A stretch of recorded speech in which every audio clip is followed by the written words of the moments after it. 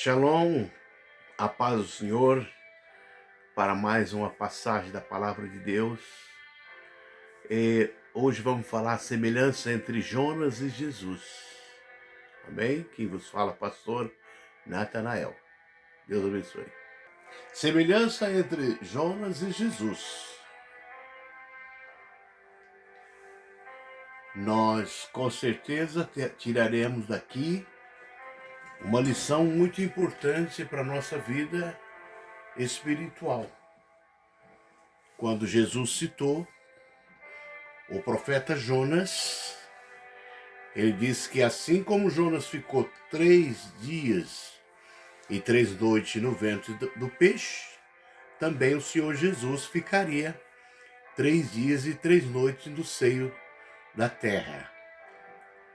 Este era um sinal que Jesus provar que ele é o Deus Todo-Poderoso, passar pela morte e a ressurreição. Então, assim como Jonas também foi no fundo do mar, através daquele peixe, o Senhor Jesus também provou que ele é Deus, morrendo e ressuscitando no terceiro dia.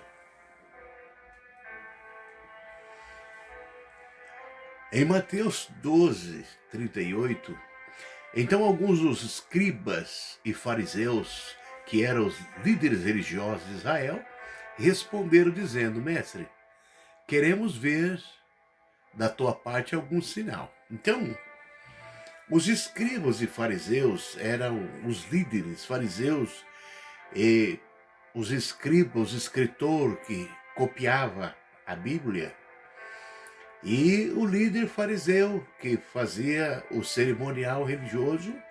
Então os dois fizeram a pergunta, pedindo para Jesus fizesse algum sinal para provar que ele era o Messias. Mas aqui mostra a incredulidade do escriba e dos fariseus, porque Jesus já tinha feito muitos sinais. Eles já tinham vindo muito acontecimento, muitos milagres o Senhor tinha feito, e eles fizeram essa pergunta para Jesus. Então provava a incredulidade dos fariseus e também dos fariseus e dos escribas. Então nós observamos aqui os fariseus e escribas constantemente testavam Jesus, buscando provar o sobrenatural da sua identidade. Eles queriam ver se realmente ele era o Messias. Apesar de já terem testemunhado diversos milagres, eles pedem que um sinal específico, provavelmente esperando algum espetáculo inexigível, né? Esse pedido não vinha de um coração sincero, mas de um coração duro e incrédulo. Então nós vemos aqui o coração duro, incrédulo, para crer no Senhor Jesus e nos seus feitos, porque o Senhor Jesus já estava fazendo grandes milagres, e a aparição dele, o Filho de Deus, na terra. Então, por eles não acreditarem, provavam que eram duros de coração e provavam também que eram incrédulos. Então eles pediram para Jesus fazer um sinal. Então Jesus respondeu, né? Jesus respondeu e disse: uma geração má e adúltera pede um sinal, mas nenhum sinal será dado senão o sinal do profeta Jonas. Então aqui Jesus falou para eles, os escribas e os fariseus, somente o sinal do profeta Jonas. Assim como Jonas passou 3 dias e 3 noites no ventre do peixe, assim também importa que o Filho do Homem seja morto e desça à profundeza da terra e ressuscite no terceiro dia. Então, esse é o sinal que Jesus ia dar para eles, da sua identidade, que ele era Filho de Deus, com todo o poder, até contra a morte também. Mas mesmo assim, os escribas e fariseus, após a ressurreição de Jesus, Jesus ressuscitou, e os guardas correram lá para falar para os escribas a ressurreição de Jesus, mas a incredulidade era tão grande que eles deram dinheiro para os guardas para mentir, dizendo que os discípulos tinham roubado o corpo de Jesus. Então, eles eram duros de coração e eram também incrédulos. Por isso que Jesus falou duramente com eles. Jesus respondeu duramente, chamando aquela geração de má e adúltera, pois estavam espiritualmente infiéis a Deus. Então a situação era muito grave. O sinal do profeta Jonas faz referência à sua própria morte, sepultamento e ressurreição no terceiro dia. Então Jesus referiu o profeta Jonas, esse seria o sinal que ele morreria, daria sua vida para salvar a humanidade, mas que ressuscitaria no terceiro dia. Ainda Jesus, pois assim como Jonas esteve 3 dias e 3 noites no ventre da baleia, assim estará o Filho do Homem 3 dias e 3 noites no coração da terra. Aqui Jesus faz uma ligação direta entre a experiência de Jonas e a sua própria morte e ressurreição. Assim como Jonas foi engolido pelo grande peixe e depois liberado, Jesus também passaria pela morte e ressurgiria. Esse era o maior sinal da sua divindade e a sua missão redentora. 1 Coríntios 15 e versículo 3. Então, este era o sinal que o Senhor Jesus ia dar para essa geração má e incrédula. Porque o Senhor Jesus já estava fazendo os sinais e as maravilhas, e os fariseus e os escribas não acreditavam. Mesmo que um cego via, o Senhor estava ressuscitando o cego, os mortos, o cego curava, paralítico, transformava água em vinho, o Senhor multiplicava os pães e os peixes. Mesmo assim, eles não queriam acreditar. Eles viravam as costas para os sinais que o Senhor fazia, pedindo um outro sinal. Jesus então deixou esse recado para eles, somente o sinal do profeta Jonas. Disse-lhe Jesus: os ninivitas ressurgirão do juízo com essa geração e a condenarão, porque arrependeram com a pregação de Jonas. E eis que está aqui quem é maior do que Jonas. O que Jesus estava falando com os escribas e os fariseus? O profeta Jonas fez 3 dias de pregação em Nínive. Toda a cidade de Nínive se converteu e foram salvos. Era um povo gentil. Nínive ganhou aquela cidade para Jesus.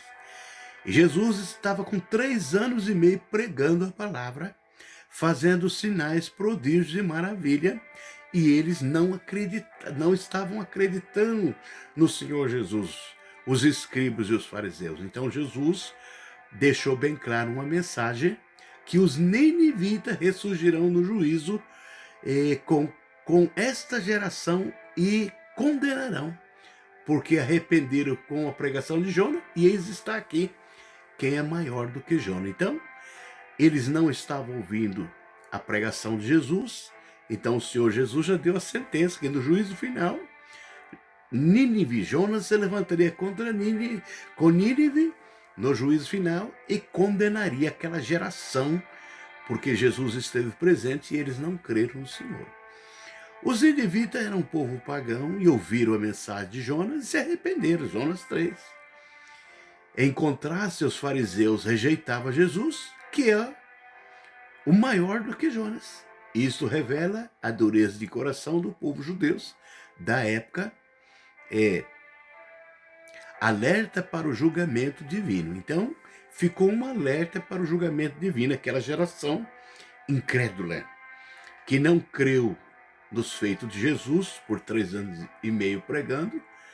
Então, no juízo final, eles vão ser julgados e condenados, porque esteve ao meio deles aquele que é maior do que Jonas, e Jonas, numa simples pregação de 3 dias, ganhou uma cidade. E Jesus, 3 anos e meio pregando a palavra, com todos os prodígios, eles não se converteram. Então, Jonas se levantará com a cidade de Nínive no juízo final e condenará essa geração ali do tempo de Jesus, por não crerem na palavra do Senhor. Disse-lhe Jesus: A rainha do sul se levantará no juízo contra essa geração e as condenará, porque veio dos confins da terra para ouvir a sabedoria de Salomão. E eis que está aqui quem é maior do que Salomão. Então Jesus está falando para os escribas e fariseus, eles não queriam acreditar no Senhor, mas está aqui quem é maior do que Salomão, e vocês não estão acreditando. E a rainha de Sabá veio de longe para ver a sabedoria de Salomão, e está aqui quem é maior que Salomão.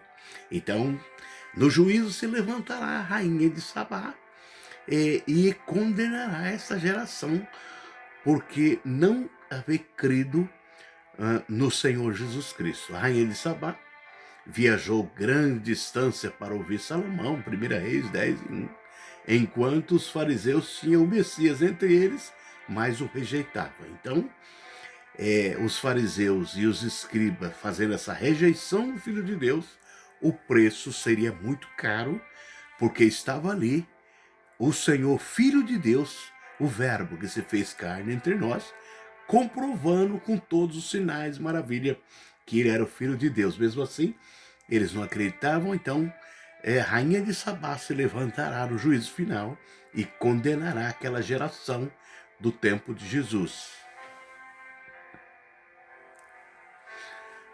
Disse-lhe Jesus: e quando um espírito imundo tem saído do homem, anda por lugares áridos, buscando repouso, e não encontrando, então diz: tornarei para a minha casa de onde saí, e voltando acha desocupada e varrida e adornada.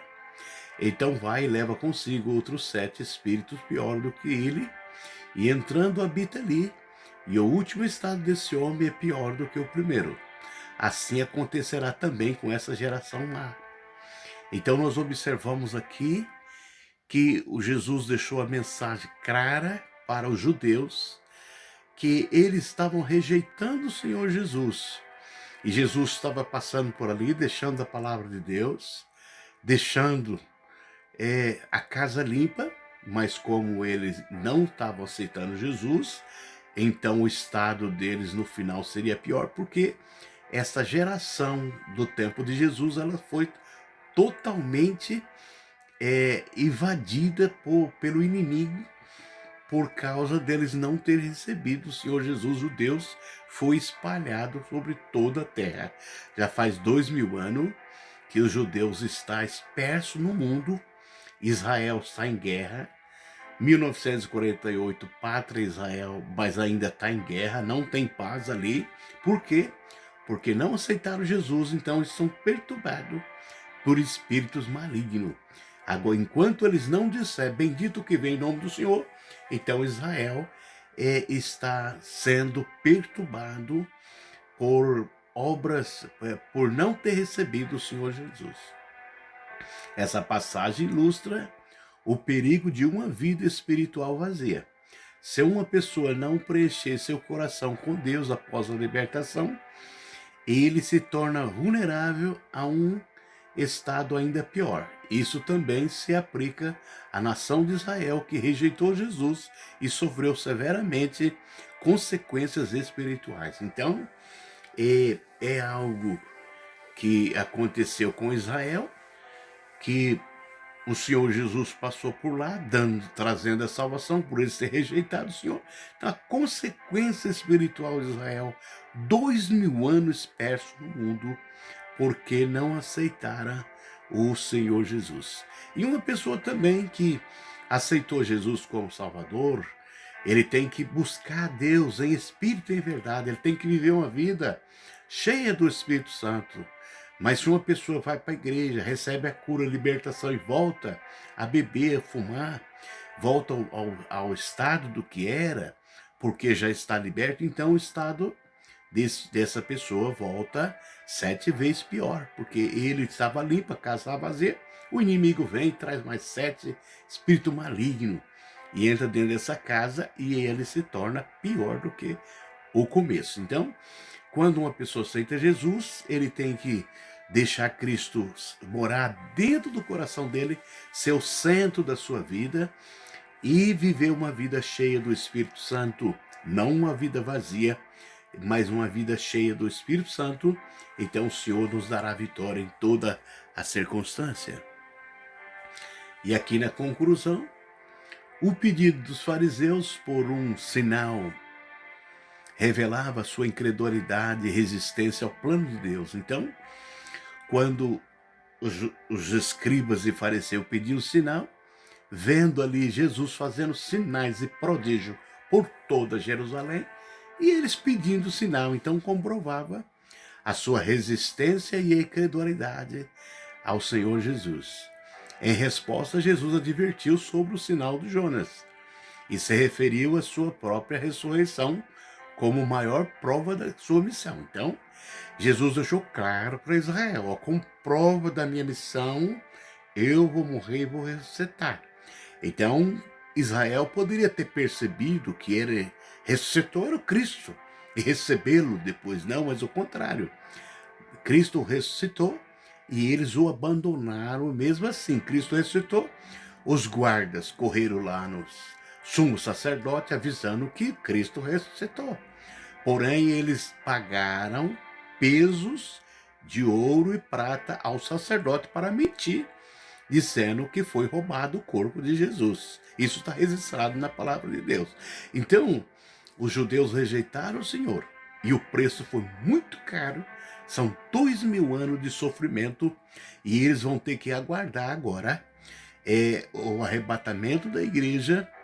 E 7 anos depois da grande tribulação, então o Senhor vem, quando eles se arrependerem do mal que fizeram, 7 anos de grande tribulação, no final, quando eles olhar para cima e ver que realmente o Messias é Jesus, então o Senhor vem e salva Israel. Então ficamos então essa palavra para todos nós. Essa passagem nos desafia a não apenas buscar sinais, mas confiar na palavra de Deus, enraizar nossa fé em Cristo e permanecer firme na sua palavra. Então, nós vamos na igreja, mas não é para ver espetáculo de buscar sinais. Eu quero ver o que vai... Não é isso. Nós vamos na igreja, os sinais o Senhor já fez. A morte, a ressurreição de Jesus é o maior sinal que Ele é o nosso Salvador. Então nós devemos confiar na sua palavra e ir na igreja adorar a Deus, buscar a Deus na beleza da sua santidade, nos encher do Espírito Santo e aguardar a sua vinda. Oramos. Senhor nosso Deus, abençoa todos que ouviram essa palavra, Pai Santo, que o Senhor possa nos guardar debaixo das potentes mãos de Deus e que nós possamos ter fé no sacrifício vicário de Cristo no Calvário. E foi o maior sinal que Ele é o nosso Senhor e nós somos comprados através do sangue da cruz do Senhor Jesus, que a nossa fé vinha a ser fortalecida por esse sinal e não venhamos a estar pedindo sinal, porque o Senhor já fez o sinal da sua morte e ressurreição. E aqui agora venhamos aguardar a tua vinda, Pai, a tua vinda, Jesus. Amém e graças a Deus. Deus abençoe a todos. Que venha essa palavra fortalecer a tua fé na presença do Senhor.